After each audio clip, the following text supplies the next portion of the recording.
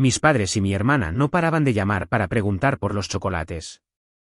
Así que, les dije despreocupadamente que ya le había dado la caja entera a mi hermano pequeño y a los niños. Fue entonces cuando los tres perdieron el control. Me habían enviado una caja increíblemente cara de chocolates artesanales por mi cumpleaños. Del tipo que cuesta más de lo que la mayoría de la gente gana en una semana. Apareció en mi apartamento en el centro histórico con un lazo elegante y una tarjeta que decía, «Feliz cumpleaños. Con amor, papá y Eva». Soy Sofía Morales, 35 años, contadora forense, soltera, sin hijos, y nunca he confiado en los regalos de ese lado de la familia. Ni siquiera me gusta tanto el chocolate, y definitivamente no quería tener algo de ellos en mi cocina, recordándome viejos dramas. Así que esa misma tarde, conduje hasta Coyoacán, a la casa en la que crecí, entré directamente y le entregué la caja sin abrir a mi hermano de 12 años, Bruno, y a los pequeños de mi hermana, León y Mateo, que saltaban por las paredes como siempre. Esto llegó para mí, pero ustedes lo disfrutarán más, dije. La abrieron de un tirón y empezaron a comer allí mismo, en el suelo del salón. Me fui sin tomar ni una sola pieza. Esa noche, mi teléfono no paraba de sonar. Primero, papá, luego Eva, después Marisa, todos haciendo exactamente la misma pregunta con voces temblorosas, ¿comiste alguno de los chocolates? Me reí y dije, no. Le di la caja entera a Bruno y a los niños esta tarde. Les encantó. Silencio absoluto. Luego, los tres gritaron exactamente al mismo tiempo, ¿hiciste qué? Todavía no lo entendía. Aún no. Si alguna vez has recibido un regalo de un familiar que te revolvió el estómago en el segundo en que te diste cuenta de lo que era en realidad, deja tu ciudad en los comentarios y dime que no soy la única. Pulsa ese botón de suscribir porque esto solo se pone más oscuro a partir de aquí. Me estaba cepillando los dientes, preparándome para ir a la cama, cuando llegó la primera llamada esa misma noche. El nombre de papá iluminó la pantalla.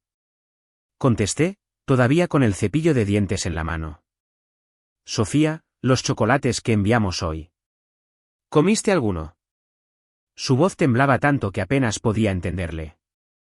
Escupí la pasta de dientes en el lavabo, riendo un poco. No, papá. Te lo dije hace una hora cuando preguntaste. Dejé la caja entera en la casa esta tarde. Bruno y los niños la devoraron justo delante de mí. ¿Por qué llamas otra vez? Silencio absoluto. Luego un sonido ahogado, casi como un sollozo. Antes de que pudiera preguntar qué pasaba, la línea se cortó. 10 segundos después, mi teléfono volvió a sonar. ¿Eva? Ni siquiera dijo hola. ¿Cuánto comió Bruno? Dime exactamente. Gritaba, histérica, nada que ver con la mujer fría como el hielo que yo conocía. Eva, cálmate. Comió al menos 5 piezas. Los pequeños también cogieron un montón. ¿Qué está pasando? Hizo ese horrible jadeo y colgó. Tercera llamada. Marisa, ya llorando tanto que apenas podía hablar. Hermanita, por favor, dime que estás mintiendo. Por favor, di que comiste algunos ahora. Mi corazón latía con fuerza. Marisa, los vi terminar la mitad de la caja. No toqué ni una sola pieza. Que alguien me diga qué demonios está pasando. Gritó mi nombre una vez y la llamada se cortó. Me quedé helada en mi baño, con el teléfono todavía en la mano, tratando de encontrarle sentido a 3 adultos perdiendo la cabeza por unos chocolates. Menos de 30 minutos después, mi teléfono sonó desde un número desconocido de la Ciudad de México. Hablamos del Departamento de Emergencias del Hospital Infantil de México. Tenemos a su hermano, Bruno Morales, y a sus sobrinos, León y Mateo Rivera, en estado crítico. No recuerdo el viaje en coche. Solo recuerdo entrar corriendo por las puertas de urgencias, el silbido automático sonando demasiado fuerte, el olor a antiséptico golpeándome como un puñetazo. Un médico me recibió en el mostrador de triaje, con el rostro sombrío bajo las luces fluorescentes. Los tres sufrieron convulsiones repentinas y paros cardíacos con minutos de diferencia. Hemos logrado estabilizarlos, pero sus corazones se detuvieron 2 veces en la ambulancia. Los análisis de sangre muestran un pico masivo de un agente cardiotóxico, algo de acción rápida y deliberado. Estamos realizando análisis toxicológicos completos ahora. Debí de tambalearme porque una enfermera me agarró del brazo y me sentó.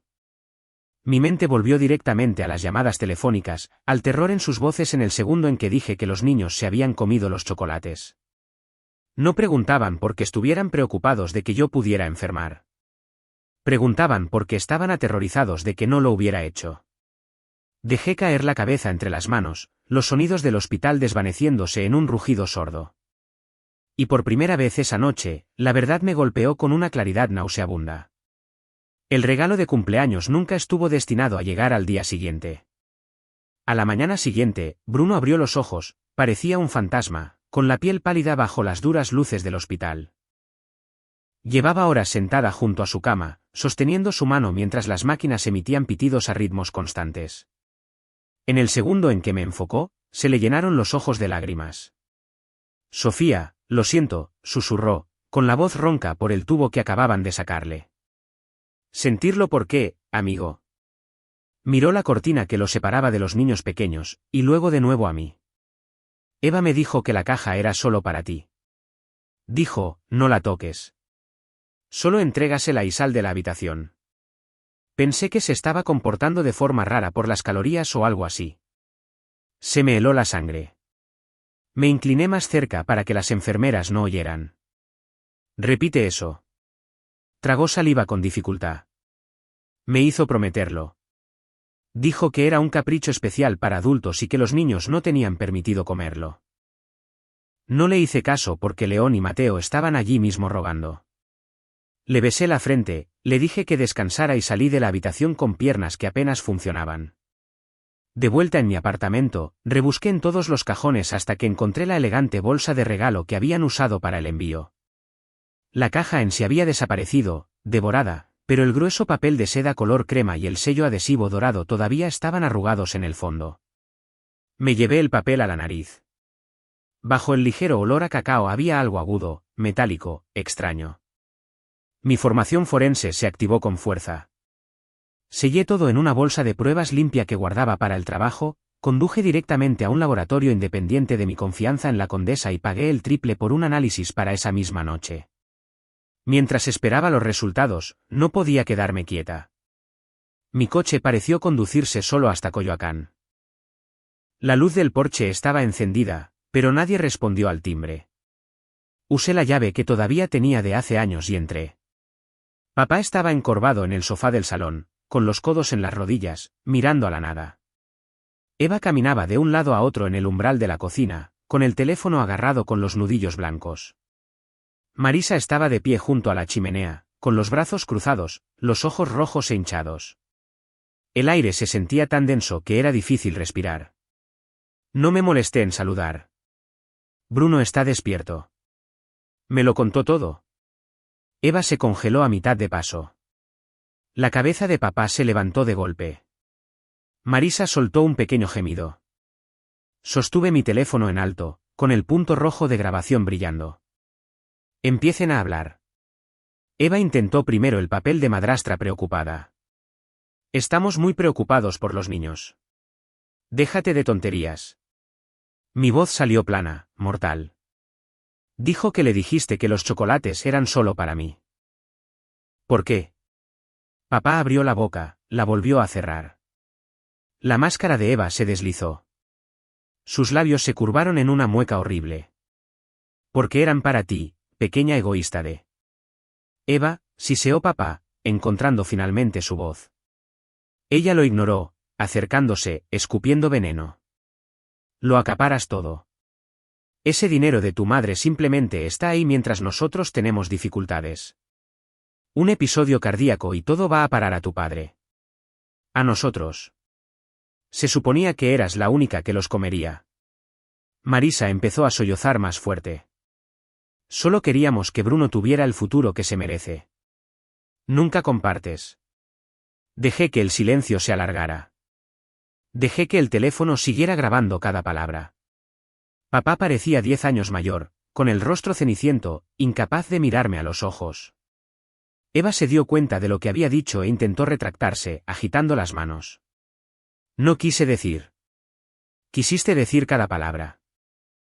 Detuve la grabación, guardé el teléfono en mi bolsillo. Acaban de confesar 3 cargos de intento de daño grave, incluyendo a 2 menores. Felicidades. Han terminado. Me di la vuelta y salí. La puerta principal se cerró detrás de mí con un clic suave y definitivo. No conduje a casa esa noche. Simplemente conduje por el centro, pasando por Paseo de la Reforma, hacia las autopistas vacías y de vuelta otra vez hasta que el cielo se volvió gris pálido sobre el horizonte.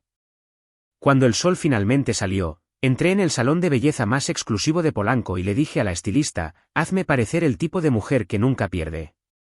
4 horas después, mi pelo era un corte bob castaño y afilado que enmarcaba mi rostro como una armadura.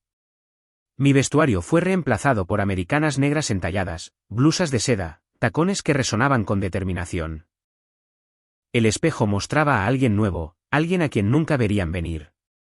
Primera parada después de eso, la oficina de Gregorio Larios en la Avenida de los Insurgentes. Había trabajado en casos con él antes. Se especializaba en casos de alto perfil de intento de daño y delitos financieros. Puse la grabación del teléfono sobre su escritorio, la reproduje una vez y vi cómo sus cejas se arqueaban. No perdió el tiempo en sorprenderse. Tendré una orden de registro para la casa de Coyoacán y el embalaje restante para el mediodía, dijo, marcando ya el número del fiscal con el que jugaba al golf. Revisaremos cada registro financiero que tu padre y Eva hayan tocado, y necesitamos bloquear tus activos hoy. Para las 3 de la tarde de ese día, estaba sentada frente a un abogado de fideicomisos en Paseo de la Reforma y firmé documentos que movían cada peso de los 34 millones de pesos a un fideicomiso irrevocable. El dinero que mi verdadera madre me había dejado era ahora intocable. Beneficiario cambiado a una organización benéfica y Bruno, con cláusulas de activación que se activaban en el momento en que alguien lo impugnara. Nunca verían un centavo. Gregorio llamó mientras yo todavía estaba en la oficina del abogado. Órdenes firmadas. La policía está en la casa ahora. Encontraron el recibo de envío original y un recipiente vacío que coincide con el papel de seda que dejaste en el laboratorio. Es suficiente para órdenes de protección de emergencia. Hizo una pausa. ¿Y Sofía? El DIF acaba de poner a Bruno bajo custodia temporal de emergencia debido a la investigación activa. Eres la única pariente sin conflicto.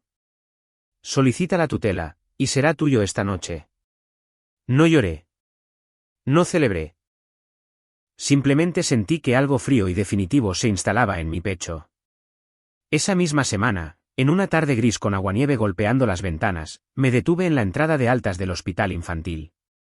Bruno salió, apoyado en una enfermera, todavía pálido, con un moretón de la vía intravenosa en el brazo y una mochila colgada de un hombro. Parecía más pequeño de 12 años. Se detuvo cuando me vio, con los ojos muy abiertos ante el nuevo pelo, la ropa nueva, la nueva versión de su hermana de pie allí con las llaves en la mano. ¿Viniste?, susurró. Claro que sí. Abrí la puerta del pasajero de mi coche. Sube. ¿Vienes a casa conmigo? Dudó solo un segundo antes de subir, cerrando la puerta como si temiera que alguien intentara detenerlo. Mientras me alejaba del bordillo, miró por la ventana el hospital que se encogía detrás de nosotros, luego se volvió hacia mí con la sonrisa más pequeña y valiente que jamás había visto. Por primera vez en mi vida, ya no era la extraña. Era la que estaba al volante. Bruno se acurrucó en la esquina de mi sofá seccional gris los primeros 3 días, con las rodillas pegadas al pecho, la capucha de la sudadera puesta y los ojos fijos en la nada. Apenas comía. Apenas hablaba. Simplemente existía en esa pequeña bola silenciosa, como si el apartamento pudiera tragárselo si se movía. Le di su espacio. Dejé la televisión a bajo volumen, pedí cualquier comida que a él le solía gustar y me fui a trabajar durante el día para que no se sintiera observado. Por la noche, me sentaba en el sofá de enfrente con mi portátil, fingiendo responder correos electrónicos mientras en realidad lo observaba respirar. En la 4ª mañana, entró en la cocina mientras yo cascaba huevos en una sartén. Se quedó en el umbral, retorciendo el cordón de su sudadera hasta que la punta de plástico se rompió y rebotó en el azulejo. Eva solía decírmelo a la cara, dijo, con la voz delgada por el desuso. Bajé el fuego y esperé. Me sentaba en la encimera después de la escuela y me decía que una vez que tú ya no estuvieras, finalmente tendríamos suficiente dinero, que los ahorros de tu mamá se suponía que eran para la familia, no encerrados contigo. Dijo que estabas robando mi futuro. Miró al suelo. Pensé que solo estaba enfadada. No sabía que lo decía de verdad. Deslicé los huevos en 2 platos y le empujé uno hacia él. Lo picoteó, luego siguió hablando, las palabras saliendo más rápido cuanto más tiempo permanecía yo en silencio. Marisa se reía y añadía que la matrícula de la escuela privada ya estaba reservada. Solo estaban esperando el papeleo. Papá nunca les dijo que pararan. Simplemente se quedaba mirando su teléfono y fingía que no oía. Bruno pensó que era una broma recurrente hasta el día en que Eva le entregó la caja sellada y dijo, hagas lo que hagas, no abras esto tú mismo. Es solo para Sofía. Mi teléfono había estado sonando sin parar todo el tiempo. Los primeros 20 mensajes de Marisa eran puro veneno. No tienes derecho a mantener a mi hermano pequeño como rehén. Está asustado y necesita a su mamá. Vas a pagar por esto. Luego el tono cambió. Pregunta por mí todas las noches. Podemos arreglar esto como una familia. Por favor, solo déjame hablar con él. Leí cada uno y nunca respondí. Ni una sola palabra. Luego, el informe de Víctor Chan llegó a mi bandeja de entrada mientras estaba en una conferencia telefónica en el centro. Lo abrí en el cubículo del baño para que nadie viera mi cara. Página tras página de la vida secreta de juego de Eva, casas de apuestas en el extranjero, aplicaciones de apuestas con criptomonedas, préstamos de día de pago al 400% de interés, adelantos en efectivo sacados la misma semana que envió el paquete de cumpleaños. Deuda total, casi 7 millones de pesos y subiendo. Algunas cuentas eran conjuntas con papá, otras ocultas bajo el nombre de Marisa para emergencias. Reenvié el archivo completo al fiscal con una nota de una sola línea, el motivo acaba de quedar mucho más claro. Esa misma tarde, la cámara de mi timbre captó a Marisa subiendo las escaleras de mi edificio como una tormenta. Golpeó la puerta con la suficiente fuerza como para hacer temblar el marco. El conserje amenazó con llamar a la policía. La dejé entrar. Irrumpió en el salón, con el pelo alborotado y el rímel ya corrido. Bruno estaba en el suelo jugando a un juego de carreras. Se quedó helado cuando la vio. Recoge tus cosas, ordenó, con la voz quebrada. Vienes a casa ahora mismo. Dejó caer el mando y retrocedió hacia mí. Me interpuse entre ellos. No va a ninguna parte. Ella se rió, un sonido agudo y roto. ¿Crees que un trozo de papel te convierte en su madre? Es mi sangre. La mitad, corregí, tranquila y fría. Y ahora mismo, el Estado no está de acuerdo contigo. Marisa se abalanzó sobre mí, intentando agarrar el brazo de Bruno. Él se apartó con tanta fuerza que golpeó la mesa de centro.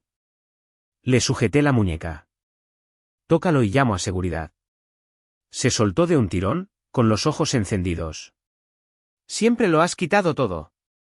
Primero, el dinero de mamá. Ahora mi hermano.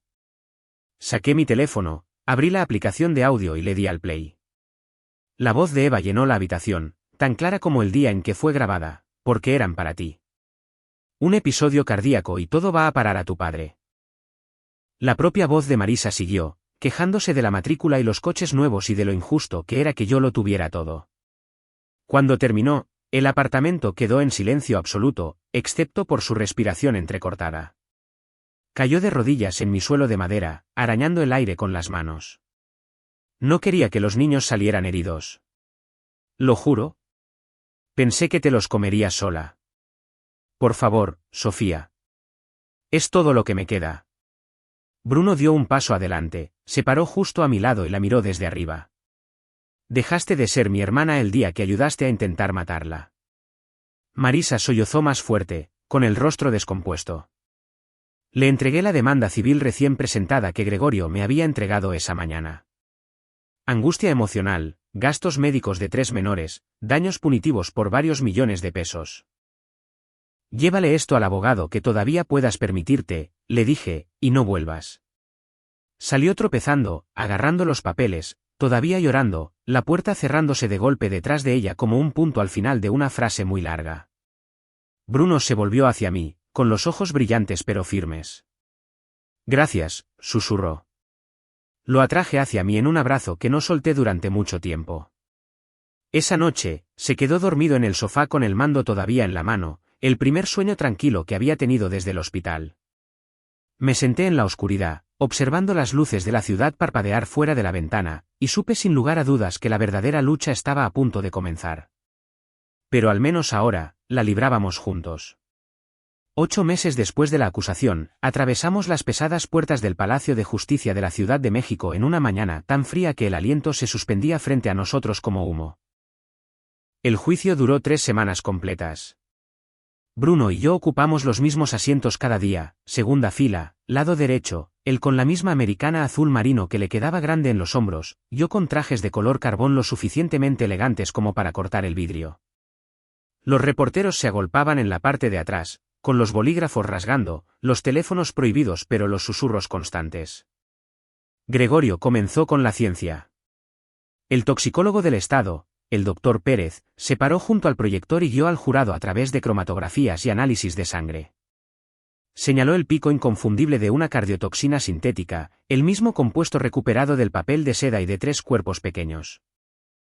Explicó con detalles tranquilos y clínicos cómo fuerza la apertura de los canales de potasio, cómo el corazón de un niño puede pararse en menos de 8 minutos, cómo una dosis para adultos habría sido más que suficiente para mí. Luego vino la grabación.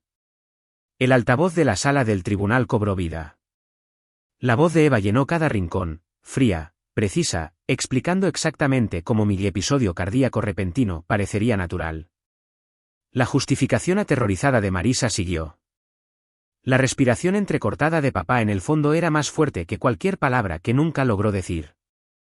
Un miembro del jurado en la primera fila se estremeció visiblemente cuando Eva se rió de que el dinero finalmente llegaría a las personas adecuadas.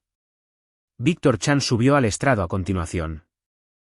Proyectó el historial de apuestas de Eva en la pantalla gigante, casas de apuestas en el extranjero, carteras de criptomonedas, adelantos en efectivo al 400% de interés. Casi 7 millones de pesos desaparecidos en 24 meses. La transferencia final, por la cantidad exacta de la matrícula de una escuela secundaria privada, ocurrió 3 días antes de mi cumpleaños. Bruno fue el último.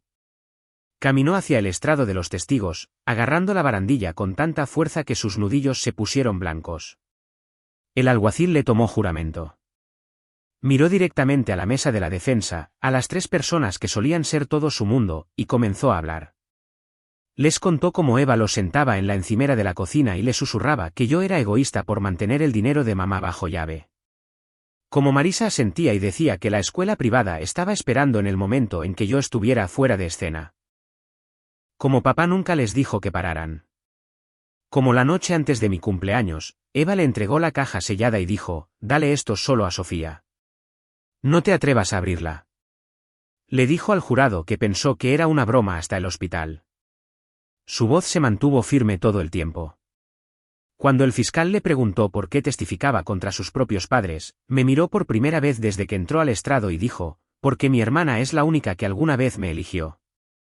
La defensa lo intentó todo. El abogado de papá lo pintó como un hombre destrozado controlado por una esposa dominante. Eva subió al estrado con un modesto vestido gris y afirmó que la grabación fue sacada de contexto, que solo estaba desahogando su frustración. Marisa lloró desde el momento en que se sentó, con el rímel corrido, rogando al jurado que pensara en sus bebés. Dijo que solo siguió el juego porque Eva amenazó con echarla a ella y a los niños si no lo hacía. El jurado regresó en 4 horas y 12 minutos. Culpables de todos y cada uno de los cargos. El juez se ajustó las gafas y no levantó la voz ni una vez. Ricardo Morales, 10 años en la prisión estatal por conspiración y puesta en peligro imprudente de menores. Eva Morales, 15 años como planificadora principal, más fraude financiero agravado. Marisa Morales Rivera, 12 años por participación activa y 3 cargos de puesta en peligro de menores. Luego la parte de la custodia. El juez se dirigió a Bruno. Joven, ha oído todo. ¿Entiende lo que significa la tutela permanente? Bruno se puso de pie sin esperar permiso. Sí, señor. Significa que me quedo con Sofía. El juez asintió una vez. Así se ordena. Tutela permanente otorgada a Sofía Morales, con efecto inmediato.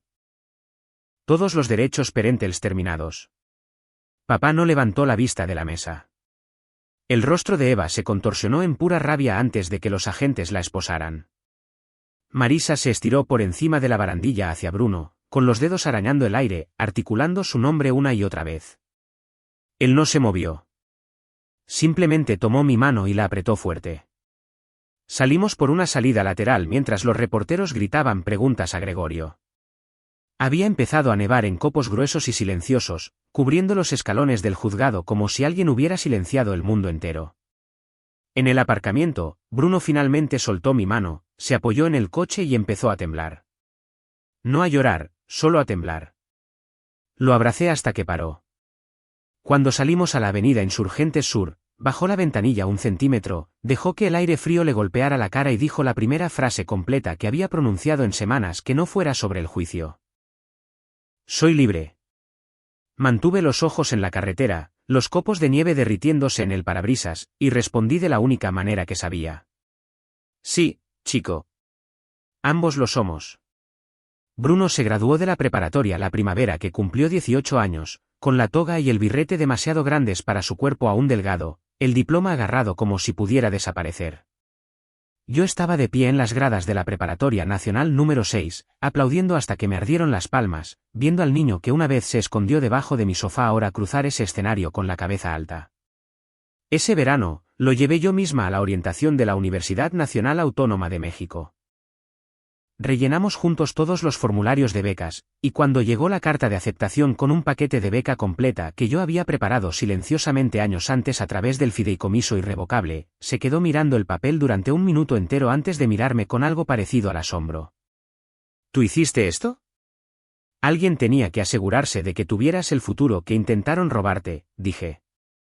Me abrazó tan fuerte que mis costillas crujieron. La universidad lo cambió en olas lentas y constantes. El primer año, todavía me llamaba Sofía en público.